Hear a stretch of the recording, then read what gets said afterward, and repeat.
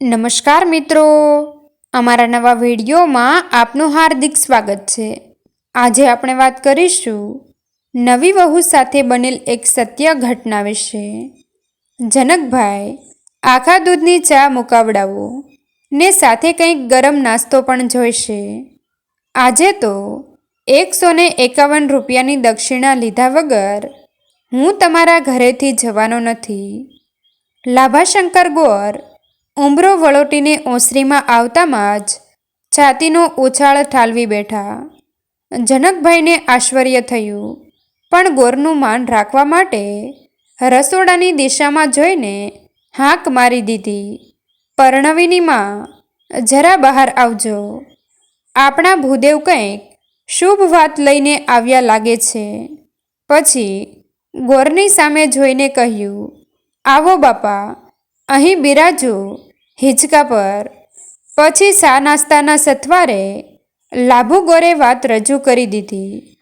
તમને તમારી દીકરીની ચિંતા થતી હતી ને? આવી રૂડી રૂપાળીને ગુણિયલ છોકરી માટે યોગ્ય વર મળશે કે નહીં એ વાતની? હા બાપા, છેલ્લા એકાદ વર્ષથી તો હું ને એની માં જાગતા ઊંઘીએ છીએ। કોઈ છોકરાની વાત લઈને આવ્યા છો? છોકરી? અરે રાજકુમાર કહો, રાજકુમાર। મુંબઈમાં 8 કરોડ રૂપિયાનો ફ્લેટ છે, જ્વેલરીનો કારોબાર છે, કરોડપતિ બાપનો એકનો એક વારસદાર છે। તમારી દીકરી રાજ કરશે, રાજ। જનકભાઈ અને સોનલબહેનના હૈયામાં ડીપ ફ્રીઝના જેવી ટાઢક પ્રસરી ગઈ। ત્યાં અચાનક એમની આંખ સામે દીકરીનું ધાઈ ધાઈ રૂપ ઉભરી આવ્યું, એટલે એમણે પૂછી લીધું, બાપા એ બધું તો ઠીક છે, પણ છોકરો દેખાવમાં કેવો છે? અમારી પરણવીને તો તમે જોયેલી છે ને? એનું રૂપ ઝૂંપડીમાં સમાય એવું નથી અને બંગલામાં ધરબાય એવું નથી। એ ચિંતા તમે છોડી દો જનકભાઈ, મેં મૂર્તિયાને જોઈ લીધો છે। આપણી સીતાની પડખે રામની જેમ શોભી ઉઠશે। રાજા દશરથની જેવો સસરો છે અને માતા કૌશલ્યાની જેવી સાસુ છે। હું તો કહું છું, ઘર અને વર જોયા વગર જ હા પાડી દ્યો। જનકભાઈને સંતોષ તો થઈ ગયો, પણ એ લાભુ ગોરની નિષ્ઠામાં એમને પૂરી શ્રદ્ધા હતી। તો પણ 21મી સદીમાં એમ કોણ છોકરાને જોયા વગર કાળજાનો કટકો ફેંકી દેતું હશે? મુલાકાત ગોઠવાઈ ગઈ। પરણવીને લઈને મમ્મી પપ્પા મુંબઈ જઈ આવ્યા। ઘર જોઈને છકરાઈ ગયા, વર જોઈને હરખાઈ ગયા। લાભુ મહારાજે જેટલા વખાણ કર્યા હતા એ બધા ઓછા લાગ્યા। છોકરાવાળા પણ પરણવીને જોઈને પાણી પાણી થઈ ગયા। આવી રૂપાળી વહુ જો ઘરમાં હરતી ફરતી હોય તો ગરીબની ઝૂંપડી પણ જ્વેલરીના શોરૂમ જેવી ઝગમગી ઉઠે। જનકભાઈ અને સોનલબહેન ભાથામાં ગોળ પાપડી લઈને ગયા હતા। મુંબઈથી ગોળ ધાણા ખાઈને પાછા ફર્યા। વેવાઈએ ટકોર કરી લીધી હતી, જનકભાઈ ઘરે પહોંચીને લગ્નની તૈયારી કરવા માંડજો। 1 મહિનામાં તમારા આંગણે ઢોલ ઢબકતા આવ્યા સમજી લેજો। જનકભાઈએ હસતા હસતા કહી દીધું, મને ક્યાં વાંધો છે, પણ આટલી ઉતાવળનું કારણ હું જાણી શકું? કારણ છે તો જ ઉતાવળ કરીએ ને। વાત જાણે એવી છે કે મારી બા 75 વર્ષના થયા છે, 2 વાર હાર્ટ એટેકમાં જતાં જતાં બચી ગયા છે। એમની એકમાત્ર ઈચ્છા તમારા દીકરાના લગ્ન જોઈને જવાની છે, એમ જ ને? હા, પણ માત્ર એટલેથી જ અટકે તો મારા બા શેના? એમણે તો મારા દીકરાના દીકરાને રમાડીને પછી જવું છે। હવે જો મારો દીકરો પથિક વહેલો પરણે તો જ વહેલો બાપ બને ને, માટે હું ઉતાવળ કરું છું। ભાવિ સસરાજીની વાત સાંભળીને પરણવી શરમની મારી લાલ થઈ ગઈ. ગુલાબી ન થઈ, કારણ કે ગુલાબી તો એ એમને એમ પણ હતી જ.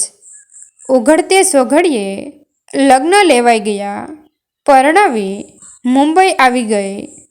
મધુમાસના મધુરા દિવસો અને મધુરજનીની મજાઓ એકબીજામાં ભળી ગયા. દાદીમાં તાપીને પ્રતીક્ષામાં પથારીમાં પડતા પડખા ફેરવી રહ્યા હતા. પોતાની વહુને એટલે કે પરણવીના સાસુને ખાનગીમાં પૂછી લેતા હતા, નવી વહુને કંઈ છે? ના બા, પરણવી હજી 5 દિવસ પહેલાં જ થઈ ગઈ છે. એને કહે કે હવે કંઈક કરે. મારો જીવ એની કૂખની આજુબાજુમાં ચકરડી ભમરડી ફરે છે. બા, આ તો નવી પેઢીની વહુ છે, એને કંઈ કહેવાય નહીં. એ લોકો તો લગ્ન કર્યા પછી 2-3 વરસ હરવા ફરવામાં કાઢી નાખે છે. હાય હાય, 2-3 વરસ? એટલામાં તો હું મરીને બીજે ક્યાંક જન્મીએ ગઈ હોઈશ. તું એને સમજાવ, નહીંતર મારે જ કંઈક કહેવું પડશે. બીજા 5-6 મહિના પસાર થઈ ગયા. દાદીમાં ખાટલામાં પડ્યા સૂચી આંખ કરીને વહુના હલનચલનનું ઝીણી નજરે અવલોકન કરીએ જતા હતા. પરણવી તો પવનના ઝાપટાની જેમ બંગલામાં અહીંથી તહીં દોડતી રહેતી હતી. એક દિવસ દાદીમાંથી ન રહેવાયું. એમણે સાદ કરીને પરણવીને પોતાની પાસે બોલાવી. જો બેટા, અસ્તરીની જાત થઈને આમ આખો દી ઠેકડા ના મરાય. કેમ બા, એમાં શું થઈ જાય? વહુ બેટા, આવા સારા દિવસોમાં જરા હાંચવીને ચાલવું રાખીએ, નહીંતર કાચો મંદવાડ થઈ જાય. પરણવીને સમજ ના પડી કે કાચો મંદવાડ એટલે શું અને સારા દિવસો એટલે શું.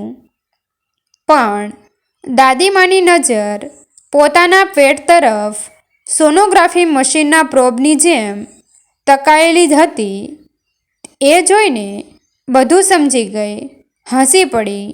અરે બા, તમે ધારો છો એવું કશું જ નથી. દાદીમાએ ફૂલ ટોસને હવામાં જ ફટકારી દીધો. જો નથી તો કર હવે. ચીબાવલી, હું પોતરાનું મોં જોવા માટે ટકી રહી છું ને તને. દાદીમાએ મહિનાઓથી ભેગો થયેલો કચવાટ એ દિવસે ઠાલવી દીધો. એ રાત્રે પહેલીવાર પરણવીએ પથિકને કહ્યું, ના, આજે એમને એમ મારે કોઈ સાવધાની નથી રાખવી. દાદીમાને દીકરાનું મોં જોવાની ઉતાવળ આવી છે. પથિક નફ્ફટ બનીને પૂછી રહ્યો, ઉતાવળ દાદીમાને આવી છે કે તને? એ સાથે જ એણે પરણવીને આલવેશમાં જકડી લીધી. કામનાઓનો સમંદર ઘૂંઘવી ઉઠ્યો. પતિ મેઘ બનીને પત્ની પર વરસતો રહ્યો. પત્ની ખંડાયેલા ખેતરની જેમ આ વરસાદને ઝીલતી રહી. એ આખો મહિનો આવું જ ચોમાસું બનીને બેયને ભીંજવી રહ્યો. હવે આશાની અપેક્ષા હતી અને પરિણામની પ્રતીક્ષા હતી. મહિનાના અંતે શયનખંડમાં અપાયેલી પરીક્ષાનું રિઝલ્ટ બહાર પડ્યું. નિરાશા જ નિરાશા સાંપડી હતી. કોઈ વાંધો નહીં, બેટર લક નેક્સ્ટ ટાઈમ. જિંદગીનો આ કંઈ છેલ્લો મહિનો થોડો હતો. પથિકે આશ્વાસન આપ્યું. પરણવીને 50% શાતા વળી, પણ દાદીમાવાળા 50%ની અશાંતિ હજુ ચાલુ જ હતી. 3 મહિના આવી રીતે ટ્રાયલમાં પસાર થઈ ગયા. હવે દાદીમાની ટીમમાં પરણવીના સાસુ સસરા પણ ભળી ગયા હતા.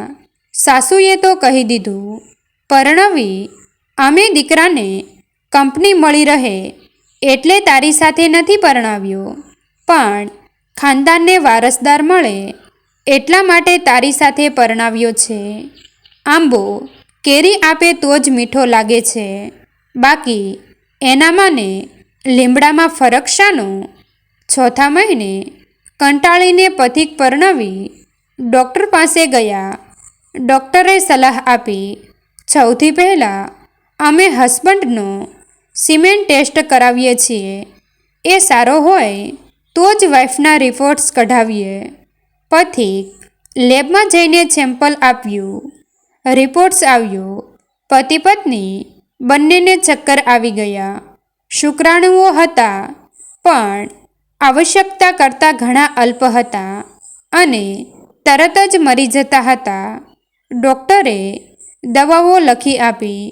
આ શરૂ કરી દો, પણ હું 100% પરિણામ આવશે જ એવી ગેરંટી આપતો નથી. ભવિષ્યમાં તમે આર્ટિફિશિયલ ડોનર્સ ઇન્સેમિનેશન અંગે વિચારજો. બધું સમજી લીધા પછી પતિ પત્ની ઘરે પાછા આવ્યા. પણ દાદીમાની કચકચ હવે હદ વટાવી રહી હતી. એવામાં પથિકને વિદેશમાં જવાનું થયું. એણે પરણવીને કહ્યું, હું 15 દિવસ માટે સાઉથ આફ્રિકા જાઉં છું. તારે આવવું છે સાથે? કંટાળેલી પરણવીએ હા પાડી દીધી. બંને જોહાનિસબર્ગ પહોંચી ગયા. ત્યાં પથિકનો જૂનો શાળા સમયનો મિત્ર અન્વય મળી ગયો. પથિકે પરણવી સાથે પરિચય કરાવ્યો અને વિનંતી કરી, દોસ્ત, સારું થયું કે તું મળી ગયો. હું આખો દિવસ હીરાની ખરીદી માટે બહાર ભટકતો રહું છું. તારી ભાભી હોટલમાં બેઠી બેઠી બોર થતી હોય છે. પ્લીઝ તું એને કંપની આપીશ? 15 દિવસ પછી પતિ પત્ની પાછા મુંબઈ આવી પહોંચ્યા. બીજા 15 દિવસ બાદ દાદીમાની આંખમાં ચમક આવી ગઈ. એમણે પથિકના મમ્મીને કહ્યું, વહુ, આજે મેં નવી વહુને ઉલટી થતાં જોઈ છે. તું એને પૂછી તો જો. પરણવીએ સારા સમાચાર આપ્યા. બંગલો હરખઘેલો બની ઉઠ્યો. 9 મહિના દિવાળી જેવા બની રહ્યા. નિર્ધારિત તારીખે પરણવીએ દીકરાને જન્મ આપ્યો. દાદીમાની ખુશીનો પાર ન હતો. વંશનો વારસ આવી ગયો. હવે આજે જ મોત આવે તો પણ અફસોસ નથી. સગા સ્વજનો ઉમટી પડ્યા. બધાના હોઠો પર એક જ વાત હતી, દીકરો અદ્દલ એની મા જેવો દેખાય છે. એના બાપનો તો લેશ માત્ર અણસાર કરાતો નથી. મિત્રો, તમને જો આ વિડીયો પસંદ આવ્યો હોય તો વિડીયોને લાઈક અને તમારા અન્ય સગા સંબંધી મિત્રો સાથે વિડીયોને શેર કરવાનું ભૂલતા નહીં.